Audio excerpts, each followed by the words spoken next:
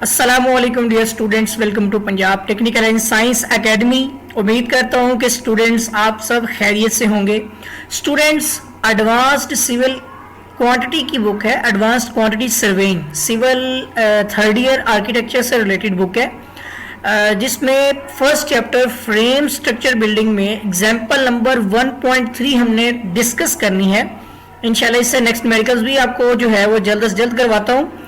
1.3 exercise जो example है हमारी, इसमें हमने जो आइटम्स फाइंड करनी है वो 5 आइटम्स आपके पास यहाँ पर मौजूद है, जिसमें excavation in ordinary soil, RCC work, ठीक है, कंक्रीट वर्क होगा और brick work, foundation to plinth and DPC. ये आपके सामने सेक्शन शो हो रहा है, इसको हम इंशाल्लाह डिटेल के साथ आपको जो है एक्सप्लेन करता हूँ। सबसे पहले आप देखिए, जब हम excavation in ordinary soil find करेंगे तो हमारे पास 2 कॉलम्स हैं, ठीक है, और एक वॉल है।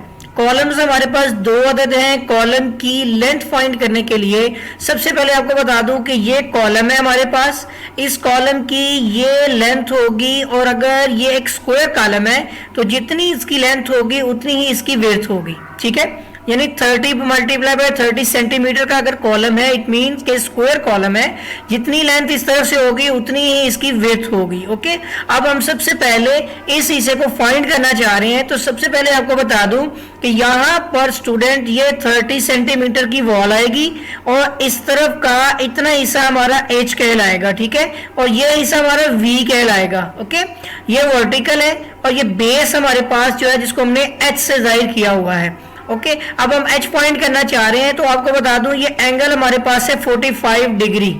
अगर एंगल 45 डिग्री है तो हमारा फॉर्मूला एच का होगा, इस हिस्से को फाइंड करने के लिए हम यहाँ पर v divide by tangent theta. या मैं आपको एक बात बता दूं कि अगर आपको परपेंडिकुलर का पता होगा और आपको इसके साथ ही बेस का भी पता होना चाहिए तो फिर आप टेंजेंट थीटा फाइंड करते हैं। तो आपको पता है tan theta is equal to perpendicular divide by base होता है। इस रूल के मुताबिक हमारे पास एंगल मौजूद है, आप देख सकते हैं एंगल हमारे पास 45 डिग्री होता है। तो हमने टेंजेंट 45, अगर आप कहते हैं tan theta is equal to base मतलब परपेंडिकुलर डिवाइड बाय बेस, तो हमने उसी फार्मूले को इस्तेमाल किया है, हमने बेस फाइंड करनी है, ठीक है।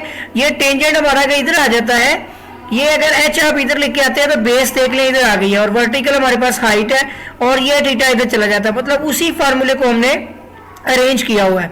अब आपने जब एच फाइंड करना है, इतने हिस्से का पोर्शन फाइंड करना है, तो आपके पास v की वैल्यू है 60 प्लस 20, 80 आपके पास सेंटीमीटर क्या है, वर्टिकल, यानी v की वैल्यू है।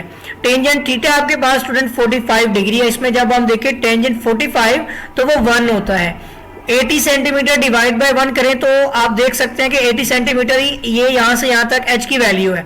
80 सेंटीमीटर जब आप सेंटीमीटर को मीटर में लेके जाएंगे तो 1 मीटर में 100 सेंटीमीटर होते हैं, यानी हम इसको 100 पे डिवाइड करेंगे तो ये मीटर बन जाएगा। ओके, तो 0.8 मीटर आपके पास जो है ये h की वैल्यू आ रही है, मगर हम अभी इसको सेंटीमीटर्स में लिख रहे हैं। 80 सेंटीमीटर हमारे पास यहाँ से यहाँ तक का डिस्टेंस है और 30 सेंटीमीटर हमारे पास ये वॉल है, और फिर आप देख सकते हैं कि यहाँ से यहाँ तक फिर डिस्टेंस हमारा बिल्कुल इसी तरह एच इधर भी है, 80 सेंटीमीटर आ जाएगा। तो लेंथ आपकी स्टूडेंट यहाँ से यहाँ तक की लेंथ बनेगी 80 प्लस 30 प्लस 80। जब हम इनको ऐड करते हैं तो 190 सेंटीमीटर हमारे पास यहाँ से यहाँ तक की लेंथ बनती है, ठीक है। सेंटीमीटर्स को उसी तरह से हमने 100 पे डिवाइड किया तो मीटर में कन्वर्ट कर लिया। अब आप देख सकते हैं कि लेंथ हमारे पास कॉलम की है 1.9 मीटर। क्लियर हो गया स्टूडेंट। आगे अगर आप देखते हैं कि एक स्क्वायर कॉलम है तो 30 मल्टीप्लाई बाय 30 की वजह से अगर ये 1.9 मीटर इसकी लेंथ है तो विड्थ भी बिल्कुल एज इट इज। अगर हम देखें कि स्क्वायर कॉलम है so length and width of columns are same, ठीक है। तो लेंथ और ब्रेड्थ या विड्थ दोनों इसकी सेम होगी, तो जितनी लेंथ होगी उतनी ही विड्थ होगी। अब अगर हम इसकी हाइट की बात करें, ठीक है स्टूडेंट्स, तो हाइट आपको बता दूं कि जब भी आप खुदाई करते हैं, एक्सकवेशन करते हैं, क्योंकि एक्सकवेशन ले रहे हैं, हम खुदाई ले रहे हैं, तो ग्राउंड लेवल से नीचे तक होती है। तो ग्राउंड लेवल से लेके यहाँ तक की हाइट आप देख सकते हैं 60 प्लस 20 प्लस 30, 110 सेंटीमीटर जो हमारे पास बनती है, जिसको डिवाइड बाय 100 करेंगे तो 1.10 मीटर बनेगी हमारे पास इसकी डेप्थ, ठीक है। ये हाइट नहीं कहलाएगी, डेप्थ कहलाएगी, ठीक है, क्योंकि एक्सकवेशन है, खुदाई है, ये ग्राउंड लेवल से नीचे होती है। ओके, ग्राउंड लेवल से ऊपर होगी तो हाइट होगी, नीचे होगी तो डेप्थ होगी, इसलिए हम यहाँ पर हाइट और डेप्थ लिखते हैं। ओके, अब इन चारों को आपने मल्टीप्लाई करके स्टूडेंट्स क्वांटिटी फाइंड कर लेनी है। तो metre multiply by metre multiply by metre, metre cube होगा तो क्यूबिक मीटर इसका यूनिट आ जाएगा। 2 कॉलम्स है तो ये 1 and 2 कॉलम्स है इसके अंदर, ठीक है। अगर वॉल है तो हमारे पास एक वॉल है। अब स्टूडेंट हमने फाइंड करनी है वॉल की लेंथ खुदाई के लिए। एक्सकेवेशन के लिए ये 8.4 कैसे आया है, सबसे पहले आपको बता दूं, आपके पास ये एक्सकेवेशन यहां से यहां तक की हाइट में आती है, ऐसे ही है। तो आप देख सकते हैं 60 + 20 कितना होगा, 80। इसी 80 सेंटीमीटर के लिहाज से आप देखेंगे यहां पर आपको 8.4 चाहिए ना, तो यहां से यहां तक एज कितना है आपका, 80। ओके, और उसके बाद जब आप इसकी वर्टिकल हाइट फाइंड करेंगे तो वो भी आपके पास 80 आएगी, ठीक है ना। मतलब देखें एच फाइंड किया आपने 80 है, वी भी आपके पास 80 है, यानी कि एच इधर से 80, उधर से भी आप देखेंगे तो 80, दोनों तरफ से 80 सेंटीमीटर। अगर आप देखें टोटल को ऐड करते हैं तो वो आपके पास यहाँ पर 1 पॉइंट कितनी हो जाएगी, 6 हो जाएगी, ठीक है। 1.6 यानी 0.8 मल्टीप्लाई बाय 0.8, 0.8 इस तरफ से, 0.8 इस तरफ से।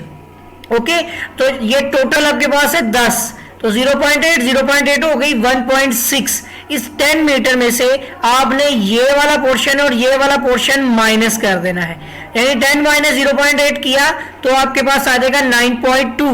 उसमें से मजीद आप 0.8 करेंगे तो वो आपके पास आ जाएगा 8.4, ठीक है। तो 8.4 जो मीटर है वो आपके पास इस वॉल की ये खुदाई वाली ये लेंथ आपको फाइन ये हो जाएगी, ये मिल जाएगी, ठीक है। ये वाला हिसाब ने क्यों निकाला है कि स्टूडेंट हम कॉलम की एक्सकवेशन में इतने हिस्से की खुदाई ऑलरेडी कर चुके हैं, ठीक है ना। यहां से यहां तक की खुदाई आपने कर ली हुई है इस कॉलम की खुदाई में। इसी तरह इधर से भी आपने ये कंप्लीट खुदाई की है। आप ऐसे तिरछी खुदाई तो नहीं कर सकते ना, आपने खुदाई टोटल करनी होती है। तो कॉलम की खुदाई आपकी यहां से यहां तक 80 सेंटीमीटर जो कि 0.8 मीटर बनती है, वो 0.8 यहां से भी हो गया, 0.8 यहां से भी हो गया, जो कि 1.6 बन गया। 10 - 1.6 किया तो 8.4 आपके पास जो वैल्यू आ जाएगी। ओके, इसकी वेट कितनी है, 50 है, मतलब 0.5 100 पे डिवाइड करेंगे तो मीटर बन जाएगा। इसी तरह इसकी खुदाई की डेप्थ भी इसके लेवल से लेके ग्राउंड लेवल तक 60 + 20 स्टूडेंट हो जाएगा 80। तो 0.8 आपके पास जो है मीटर में आपके पास डेप्थ आ जाएगी, ठीक है। ये डेप्थ 0.8 मीटर और 8.4 यहां से यहां तक खुदाई है, ठीक है, ये डॉटेड किया हुआ है। तो इसके इतने हिस्से की खुदाई ऑलरेडी हो चुकी है, उधर से भी इतने हिस्से की खुदाई हो चुकी है। तो 0.8 1.6 और 10 - 1.6 सो 8.4 मीटर हमारे पास की लेंथ आ गई। क्लियर हो गया। नेक्स्ट हमारे पास विड्थ भी हो गई, इसकी डेप्थ भी हमने क्लियर कर ली। इसी तरह इन सबको मल्टीप्लाई किया चारों को, इसका क्यूबिक में हमारे पास वॉल्यूम आ गया, इन दोनों को ऐड किया तो टोटल वॉल्यूम एक्सकवेशन का हमारे पास 11.302 क्यूबिक मीटर आ गया। उम्मीद करता हूं कि एक आइटम आपको समझ आ गई होगी। नेक्स्ट आइटम की तरफ चलते हैं स्टूडेंट। अब हम आरसीसी वर्क फाइंड कर रहे हैं। सेकंड आइटम 1:4 की रेशियो पे, ठीक है ना, 1:4 की रेशियो पे आरसीसी वर्क है। तो ये हमारे पास आरसीसी वर्क में स्टेप 1 ये होगा, स्टेप 2 ये वाला हिस्सा ट्रेपेजोइडल, और स्टेप 3 ये होगा प्लिंथ लेवल तक, ठीक है, या ऑन सो ऑन। लेकिन यहाँ पर हमारे पास 30 सेंटीमीटर तक है, ऊपर वाली साइज बताए दी हमारे पास हाइट नहीं है, ठीक है ना, तो हम प्लिंथ लेवल तक ही काम करेंगे। अब मैं आपको बता दूं, सबसे पहले स्टेप 1 पे आप आते हैं तो यहां से यहां तक 1.9 मीटर हमने जो लेंथ फाइंड की थी उसी के ऊपर हम कंक्रीट डालेंगे। 2 कॉलम्स है स्टेप 1 में, इसका भी स्टेप 1 यही है, इसका भी स्टेप 1 यही पोर्शन है। ओके, तो 1.9 दोनों को आ गया सेम, और स्क्वायर कॉलम की वजह से 1.9 मल्टीप्लाई बाय 1.9 इस तरह से कि 1.9 मल्टीप्लाई बाय 1.9, ठीक है, क्योंकि ये 30/30 का स्क्वायर आपके पास एक कॉलम है। इस तरह से 1.9 मल्टीप्लाई बाय 1.9 तो क्लियर हो गया। ये पहले स्टेप 1 में 0.3 मीटर यानी 30 डिवाइड बाय 100 किया तो 0.3 मीटर आपके पास इसकी डेप्थ टोटल आ गई मीटर्स में। ओके, इनको मल्टीप्लाई किया तो वॉल्यूम आ गया। अब आपके पास आता है स्टूडेंट स्टेप 2। तो आपको बता दूं, 2 आपके पास नंबर ऑफ कॉलम्स हैं, ठीक है, कॉलम 1 और 2। लेकिन आपको बता दूं ये ट्रेपेजॉइड जो आपके पास है इसका हमने फाइंड करना है student area total volume find करना है, ठीक है ना। हमने एरिया अलग और वॉल्यूम उसके साथ इस तरह फाइंड करना है कि मैं आपको बता दूं, पहले आपको पता होना चाहिए कि इसकी डेप्थ कितनी है, क्योंकि उस डेप्थ को हम डिवाइड बाय 6 करेंगे।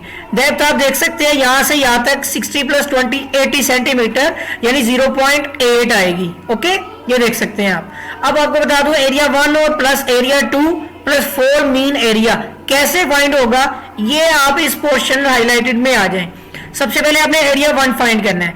एरिया 1 आपके पास है इस ऊपर वाली साइड का एरिया, ये 30 सेंटीमीटर यानी 0.3 मीटर्स बन जाएंगी। यहाँ पे किया भी हुआ है इसको, ठीक है ना, डिवाइड बाय 100 किया है तो मीटर्स बन गए, तो 0.3 मीटर। और आप देख सकते हैं कि इसकी विड्थ भी 0.3 ही है, तो इसका आपके पास एरिया आ जाएगा, दोनों को मल्टीप्लाई किया तो 0.09 मीटर स्क्वायर, ठीक है। इसी तरह 1.9 मल्टीप्लाई बाय 1.9 जो है, जीरो जो अगर लगा दें तो कोई फर्क नहीं पड़ता, 3.61 मीटर स्क्वायर आपके पास ये बेस वाला एरिया आ गया, इस हिस्से का एरिया और ऊपर वाले का एरिया। इन दोनों के एरिया फाइंड करने के बाद अब आपको इन दोनों की वैल्यूज यहां पर एरिया 1 और 2 में पुट करनी है। अब आपको चाहिए है मीन एरिया, तो स्टूडेंट मीन एरिया कैसे निकलेगा कि ये आपके पास 30 है, नीचे वाली वैल्यू आपके पास 1.9 है यानी 190 है, 30 का 0.3 190 का 1.9, इन दोनों को ऐड करें, ये लिखा भी हुआ है, ठीक है। ऊपर वाले की विड्थ कितनी है 0.3, नीचे वाले की विड्थ कितनी है 1.9, इन दोनों को ऐड करके 2 पे डिवाइड करना है। तो ऐड करेंगे तो आपके पास 2 पे डिवाइड करने के अलावा ये इकट्ठा किया हुआ यहाँ पे कि आपने इसी साइड को ले किए दोनों को एवरेज लिया, उस तरह से आपने दूसरी तरफ भी एवरेज लेना है, ठीक है। दोनों की लेंथ को भी आपने एवरेज ले लिया कि ऊपर वाली और नीचे वाली दोनों की लेंथ का एवरेज, और ये इसी तरह दोनों की विड्थ का भी एवरेज ले लिया। ओके, स्क्वायर कॉलम होने की वजह से आप देख सकते हैं कि दोनों वैल्यू सेम है, ठीक हो गया। तो आप इसका स्क्वायर भी ले सकते हैं, जो वैल्यू है उसका स्क्वायर ले लें या उस वैल्यू को उसी से मल्टीप्लाई कर दें तो आपके पास मीन का एरिया आ जाएगा। अब यहां देख सकते हैं कि मीन के एरिया की वैल्यू 4.84 कैसे आ रही है कि आपने 4 मल्टीप्लाई करना है इस वैल्यू के साथ, ठीक है ना। देखिए 4 मीन एरिया है ना, तो इसको 4 से मल्टीप्लाई करें और यहाँ पे वैल्यू ये बन जाएगी। इन सबको ऐड करें और इसकी डेप्थ से मल्टीप्लाई करके 6 पे डिवाइड कर देंगे तो आपके पास इसका वॉल्यूम आ जाएगा। बिल्कुल सिंपल सा क्वेश्चन था। अब आते हैं स्टेप 3 की तरफ। उम्मीद करता हूं कि ये स्टेप 2 आपको समझ आ गया होगा। अब आते हैं स्टेप 3 की तरफ। 2 कॉलम्स है उसी तरह से, और आप देख सकते हैं कि इतने पोर्शन में यहां से यहां तक विड्थ और यहाँ यानी कि ये लेंथ है और ये विड्थ है, कितनी है 30 मल्टीप्लाई बाय 30 यानी 0.3 मल्टीप्लाई बाय 0.3, ठीक है। और आप देख सकते हैं इसकी डेप्थ भी यहां से यहां तक 30 ही है 0.3, तो आपने इन सबको मल्टीप्लाई किया तो इसका भी वॉल्यूम आ गया। ये तो स्टूडेंट आरसीसी वर्क, हमने कॉलम्स के अंदर जो आरसीसी यूज किया 1 2 4 उसकी कंक्रीट जो है वो हमने फाइंड किया, इसका वॉल्यूम फाइंड किया। ओके, तो ये हमारे पास टोटल वॉल्यूम, इन तीनों को ऐड किया तो ये आ गया। अब आ जाते हैं स्टूडेंट कंक्रीट वर्क की तरफ। कंक्रीट होती है जो 1 साथ 20 जो कि इस वॉल की बेस में डाली गई है, ये आपकी 1 साथ 20 कंक्रीट है। इसमें आप देख सकते हैं कि हमने उस कंक्रीट की लेंथ फाइंड करनी है, यही टॉपिक है स्टूडेंट समझने वाला। ऊपर वाला तो पोर्शन इजी था, इस पोर्शन में स्टेप आइटम नंबर 3 में आपने पहले तो देखना है एक वॉल है हमारे पास, इसकी लेंथ कैसे फाइंड हुई है। लेंथ ऐसे फाइंड हुई है स्टूडेंट कि यहां से यहां तक आपके पास हाइट है 80, 60 + 20 80, लेकिन मैं आपको बता दूं आपने इसका हाफ लेना है, ठीक है, क्योंकि आप हाफ पोर्शन में कंक्रीट डालेंगे और हाफ में नहीं डाल सकते ना, क्योंकि इतने पोर्शन में जब आप कंक्रीट डालेंगे तो ट्राइंगल में ये सेंटर में लाइन हो, देखिए हाफ पोर्शन इधर है और हाफ ट्राइंगल नीचे बन रही है। हाफ पोर्शन में कंक्रीट डालेगी, इसका मतलब 60 + 20 में आपने 20 तक नहीं लेना है, 70 यानी 10 सेंटीमीटर इधर से लेना है, ठीक है। इसके हाफ से यहां तक आपका 60 + 20 हो जाएगा 70 डिवाइड बाय आपने टेंजेंट 45 जो कि 1 होता है 70 सेंटीमीटर आ गया। 70 सेंटीमीटर को आपने 100 पे डिवाइड किया तो 0.7 मीटर बन गया। अब ये इस तरफ से भी है उस तरफ से भी है, दोनों तरफ से है। 0.7 को जब आप डबल करते हैं तो आपके पास 1.4 आती है वैल्यू, कितनी आती है 1.4, उसको आप 10 - 1.4 करेंगे तो आपके पास 8.6, ठीक है, आपके पास वैल्यू आएगी 8.6। तो ये आपके पास इस कंक्रीट की लेंथ होगी, क्योंकि आप टोटल ओवरऑल लेंथ लेंगे तो आपने कंप्लीट तो ना डालनी, नीचे वाला पोर्शन देखें इतने हिस्से की कंक्रीट नहीं डलेगी, इसी तरह इसके नीचे इतने हिस्से की भी कंक्रीट नहीं डलेगी, तो वो हाफ दोनों तरफ से 10-10 सेंटीमीटर हमने सब्ट्रैक्ट करनी है। ओके तो इस तरह से हमारे पास लेंथ बनेगी इसकी 8.6 मीटर। ओके अब आ जाती है विड्थ, तो 0.5 तक की डालनी है आपने, और कंक्रीट की डेप्थ हाइट कितनी होगी 0.2, ये डेप्थ ही है सॉरी अभी भी, क्योंकि कंक्रीट ग्राउंड से नीचे है ना, तो 0.2 20 डिवाइड बाय 100 किया तो 0.2 मीटर आपके पास डेप्थ आ गई। इन सबको मल्टीप्लाई किया तो हमारे पास इसका वॉल्यूम आ गया। अब आ जाते हैं इसके ऊपर ब्रिक 1। मैंने जैसे आपको ये स्टेप के बारे में बताया है, इसी तरह से आपके ये बाकी स्टेप भी होंगे। कंक्रीट का स्टेप 1 है, ये आपका स्टेप 2 है। ओके दो ही स्टेप होने हैं, एक तो होगा अप टू प्लिंथ लेवल, ठीक है, एक होगा प्लिंथ लेवल से नीचे, दूसरा आपका ग्राउंड टू प्लिंथ लेवल तक होगा। ओके पहले ग्राउंड से प्लिंथ लेवल तक है ना, पहले अप टू ग्राउंड लेवल होना चाहिए था, सॉरी यहाँ पे हम लिखेंगे ग्राउंड लेवल, ये ग्राउंड लेवल तक है, ठीक है ना, इसको ठीक करना है, इसको ग्राउंड लेवल लिखना है। अच्छा बात करते हैं पहले स्टेप 1 की, तो ये देखिए कितना है 60 है ना, तो मैंने आपको बताया था 60 में आप जब यहाँ पे चुनाई करेंगे तो ये आपके पास कुछ इस तरह से बनेगी। तो आप देख सकते हैं कि हाफ ट्राइंगल पे आपकी चुनाई होगी, हाफ पे नहीं होगी, जिस पोर्शन पे नहीं होगी वो तो नहीं ना हमने ऐड करना, तो 60 का हाफ कितना होगा 30, तो आपने स्टूडेंट 30 सेंटीमीटर लेना है। 30 डिवाइड बाय आप अगर टेंजेंट 45 जो कि 1 होता है तो 30 सेंटीमीटर की एच की वैल्यू आ जाएगी, ठीक है, ये वाली वैल्यू आपके पास 30 और प्लस ये 30 60 इस तरह से होता है ना, तो 30 आपने पोर्शन लेना है, 30 में आपके पास यहाँ पर h की वैल्यू आ गई। अब आपने क्या करना है 30 डिवाइड बाय 100 किया तो 0.3, दोनों तरफ से 30 30 0.6 हो गया, 10 माइनस 0.6 करेंगे तो 9.4 ये आपके पास लेंथ आ जाएगी। क्लियर हो गया स्टूडेंट्स। इसी तरह 0.3 इसकी विड्थ है और 0.6 इसकी हाइट है। क्लियर हो गया। आपको जो चीज बताई है कि जब भी आप इस तिरछे एंगल के साथ आप जब इसकी लेंथ फाइंड करेंगे तो इसकी जितनी भी डेप्थ होगी आपने मिड लेनी है इधर से टॉप ग्राउंड लेवल तक, ठीक है। अगर आप कंक्रीट निकाल रहे हैं तो 10 को आपने इसके मिड से लेकर ग्राउंड लेवल तक लेना है। अगर आप यहाँ पे स्टेप 1 ले रहे हैं तो आपने 60 के मिड से टॉप ग्राउंड तक तो 30 बनेगा, इसका 70 बनेगा। ओके इस तरह से फाइंड करनी है। अब आप देखें ये सारी वैल्यूज हमारी जो है अप टू ग्राउंड लेवल तक क्लियर होगी। अब ग्राउंड से प्लिंथ लेवल के अंदर जो कंक्रीट हो वो हमारी ब्रिक वर्क होना है, उसके लिए आप देखिए यहां से यहां तक लेंथ कितनी है 10 मीटर, तो एज इट इज रहेगी, ठीक है ना, क्योंकि कॉलम के साथ जुड़ जाएगी कंक्रीट। और इसके बाद इसकी विड्थ कितनी है 0.3, ठीक हो गया। और इसकी हाइट कितनी है, डेप्थ हो या हाइट कुछ भी हो 0.3, ये 30 डिवाइड बाय 100 किया तो 0.3, तो हमारा जो है ये सेकंड स्टेप भी हो चुका है, ठीक है। अब अगर डीपीसी की बात करें तो उसी 10 मीटर पे 0.3 मीटर की विड्थ पे आपने डीपीसी डालनी है, जबकि डीपीसी की स्टूडेंट्स हाइट या डेप्थ मेंशन नहीं की जाती, थिकनेस होती है इसकी, वो हम एस्टीमेट में रेट्स के हिसाब से पुट करते हैं। उम्मीद करता हूँ कि स्टूडेंट्स आपको जो है ये न्यूमेरिकल समझ आ गया होगा, और अगर किसी किस्म की प्रॉब्लम है तो आप मुझसे रब्ता कर सकते हैं। और स्टूडेंट्स अगर अभी तक आपने मेरा चैनल सब्सक्राइब नहीं किया है तो चैनल को सब्सक्राइब कर लें और बेल आइकन पर क्लिक कर लें, ताकि आपको नई वीडियोस नई अपडेट्स जो है वो बर वक्त और आसानी मिलती रहे। तो स्टूडेंट्स आपके साथ फिर मुलाकात होगी एक नई वीडियो में एक नए लेक्चर के साथ, तब तक के लिए अल्लाह हाफिज।